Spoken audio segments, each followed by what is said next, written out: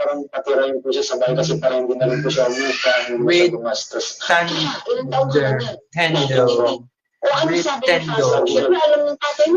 With Tendo.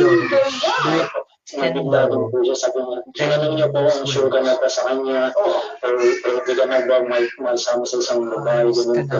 Pero since nabait naman po yung father ko, naintindihan niya po, para hindi na rin po gumastos sa upa yung si Maribit po. Umayag na lang din po siya na patirahin sa bahay po. Buti nga yun, no? Kasama ko si Eric. Diba, at least hindi ako nag-iisa. Naman sa atin yung gusto mag-iisa, anak. Maalagaan pa kita. Yan ba, inaalagaan ka? Baka naman mas nahihirapan ka pa. Hindi naman po ako nahihirapan dito. Sige naman, tawagin na kita mamaya, ha? Bye.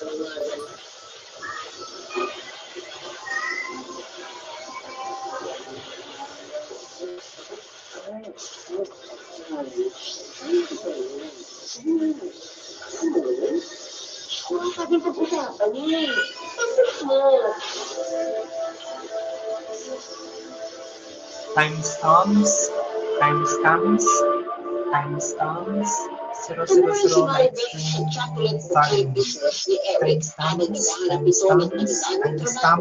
Si Eric ang gumagawa ng designs at si Maribel ang nakikipag-usap sa mga customer.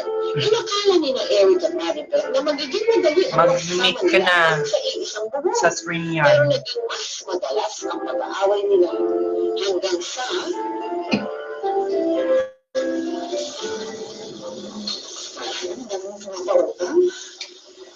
hindi na alam kung mababayad ito na ito. Ugal. Here, text. About Hindi ka naman pinapautang ko eh. na, like, Nakalulis tayo yan.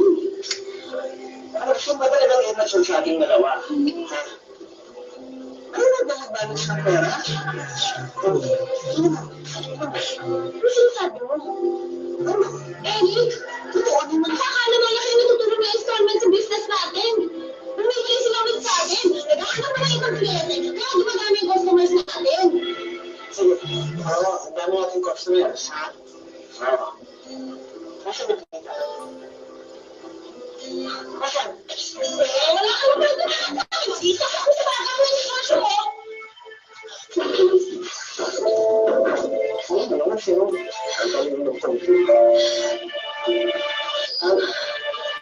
Alam mo, lalo mo yung pinarealize sa akin, nananakasyon ako, na pumayag ako pang mag-living sa'yo.